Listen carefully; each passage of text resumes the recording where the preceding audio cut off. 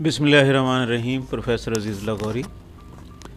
آج میرے گیسٹ جو ہیں وہ میرے ہی اسٹوڈنٹ ہیں ماشاء اللہ. زید محمد لودھی.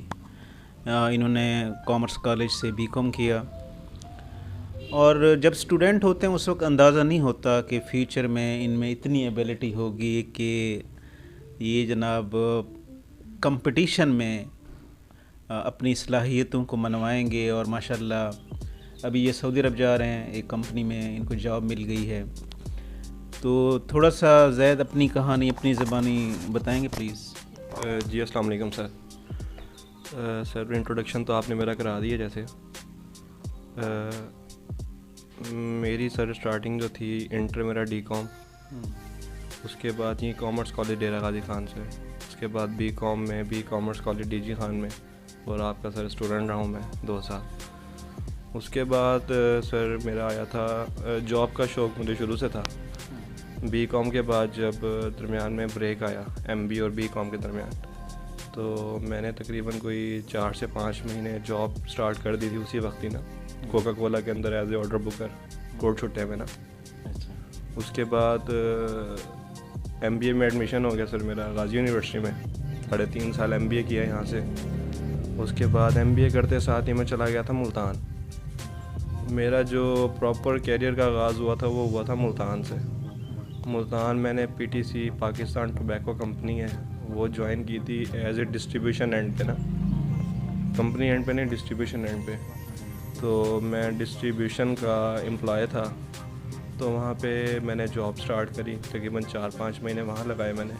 وہ کافی ٹف جاب تھی میرے لیے اور بہت کچھ سیکھنے کو ملا وہاں سے. اس کے بعد مجھے پھر اپارچونیٹی ملی ڈان بریڈ کے اندر ایز اے سیلز آفیسر نا، ڈی جی خان کے لیے. پھر میں ڈی جی خان آ گیا.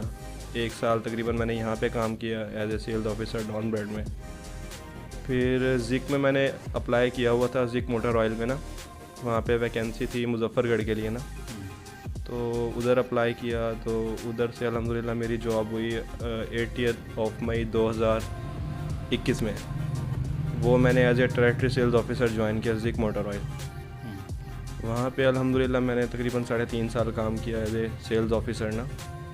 الحمدللہ بہت اچھا ایکسپیرینس رہا، بہت اچھے وہاں پہ مجھے جو کلچر تھا ان کا بہت اچھا انہوں نے پرووائڈ کیا، کمپنی کلچر.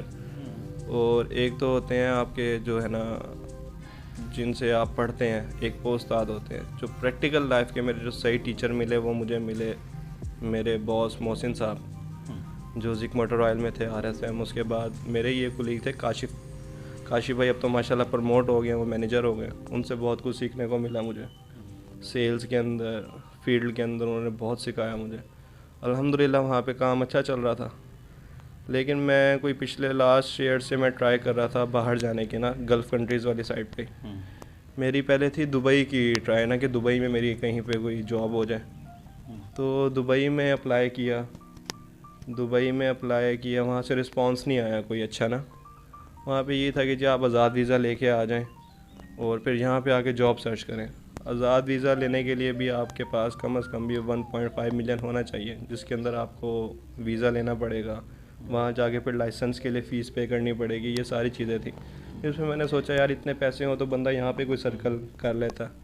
پھر میں نے اپنا جو رخ ہے وہ کیا سعودی عرب کی طرف. لنکڈ ان کے اوپر جو ہے نا، میں جتنے بھی لوگ ہیں ان سے کہوں گا لنکڈ ان جو ہے وہ لازمی یوز کیا کریں. لنکڈ ان کے اوپر جو ہے نا سر، یہ ویب سائٹ ہے، یہ بیسیکلی ساری جاب سے ریلیٹڈ ہوتی ہے، ساری بزنس کمیونٹی اس کے اوپر ہوتی ہے.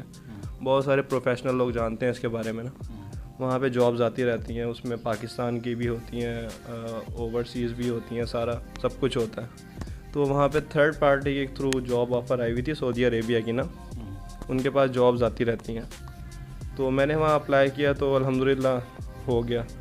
تو سر انٹرویو ہوا تھا ایک زوم کے اوپر نا، یہ آن لائن ان کا نا.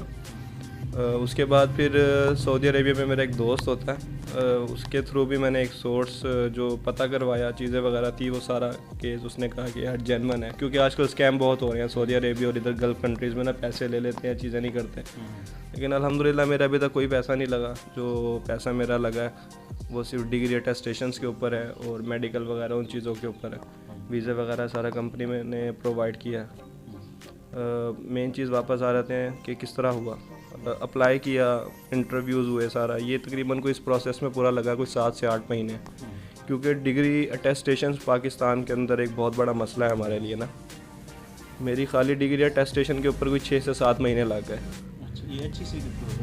سر ایچ ای سی کے تھرو بی کام اور ایم بی اے کی ڈگری آپ کی ایچ ای سی کے تھرو ہوگی, پھر وہ موفا جائے گی ministry of foreign affair. Ministry of foreign affair سے اٹیسٹیشن کے بعد وہ پھر سعودی امبیسی جائے گی.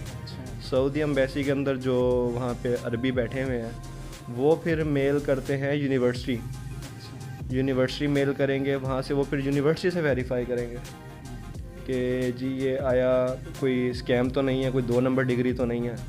اس کے بعد پھر جو آپ کی میٹرک اور ایف اے کی جو سند ہوتی ہے وہ پہلے بورڈ سے ویریفائی ہوگی.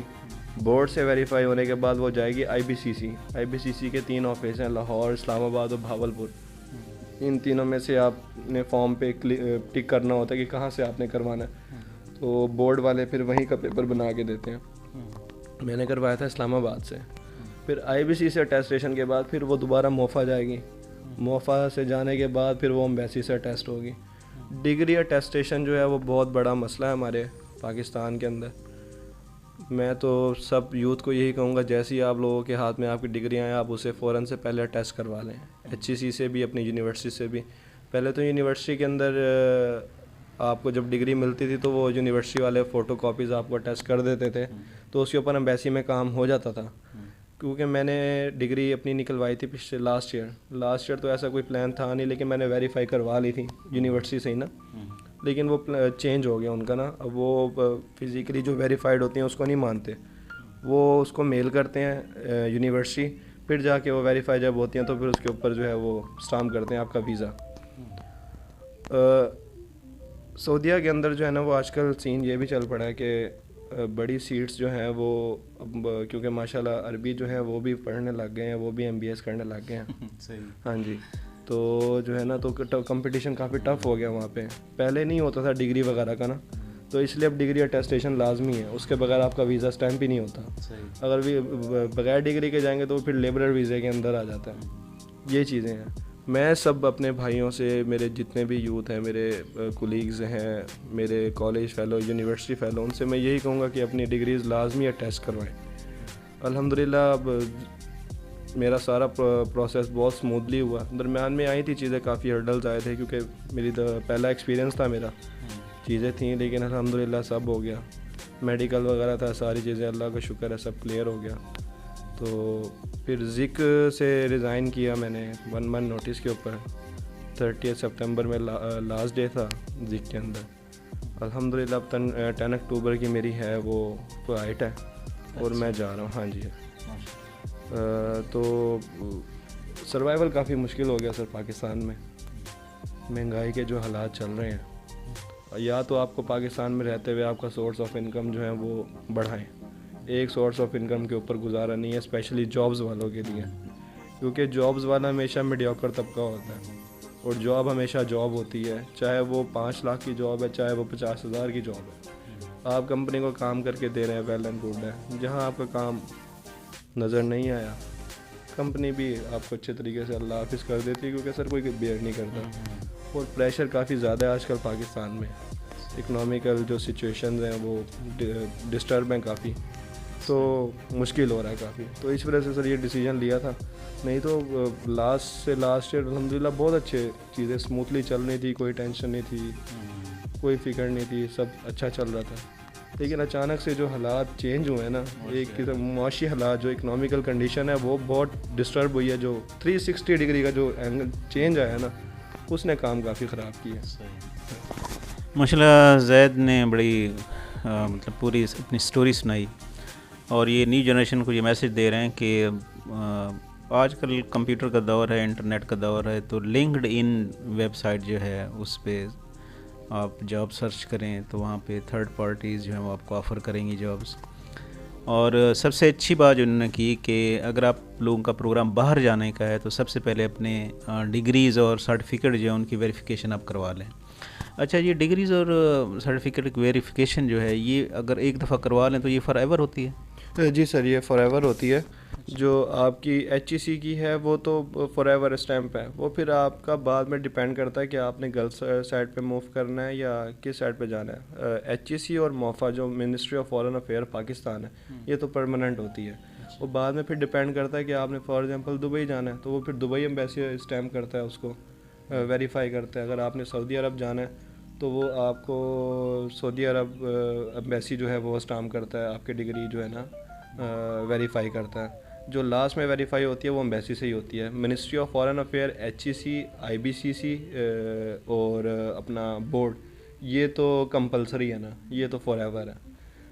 یورپ سائڈ کا بھی مجھے اتنا نالج نہیں ہے, لیکن کہتے ہیں ان کی ڈگری اٹیسٹیشن کا بھی اسی کیٹیگری کے اندر آتا ہے جو گلف کنٹریز والی سائڈ کے اوپر آتا ہے. ایسے ہی زید آپ کے لیے بہت ساری دعائیں, اللہ تعالیٰ آپ کو خیریت سے لے جائے. دیکھیں اب انہوں نے 1 روپیہ بھی خرچ نہیں کیا, ویزا بھی کمپنی نے دیا, اب ٹکٹ بھی ہو گیا ان کا ماشاءاللہ. اللہ تعالیٰ آپ کو بہت زیادہ ترقی دے, بہت زیادہ خوشیاں دے. بہت ساری دعائیں آپ کے لیے. اور کوئی میسیج نیو جنریشن کے لیے؟ سر نیو جنریشن کے لیے میسیج یہی ہے کہ بس ہمت نہ ہاریں, لگے رہیں جو حالات چل رہے ہیں, اور بس نماز پڑھیں. اسپیشلی 5 وقت کی نماز لازمی ہے. میں پہلے نماز نہیں پڑھتا تھا, بہت کم پڑھ لی, نہیں پڑھ لی, لیکن الحمدللہ 1 سال ہو گیا ہے, اللہ کا شکر ہے, نماز نہیں چھوڑی. نماز پڑھیں گے تو آپ کے لیے راستے آسان ہوتے چلے جائیں گے.